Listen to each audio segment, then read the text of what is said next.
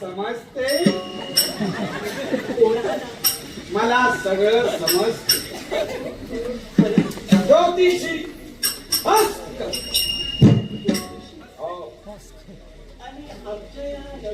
तुम्हीच दिला खूप लांबचा प्रवास करून दिलं. आपली संदेश आपल्याला नाही पाठवला. संदेश तुम्ही पाठवणार नाही हो. तर माझा संदेश तुम्ही निरोप तर हिंसोच होतो. वाशीचा सोडून काशी तुमचोच निरोप दिला.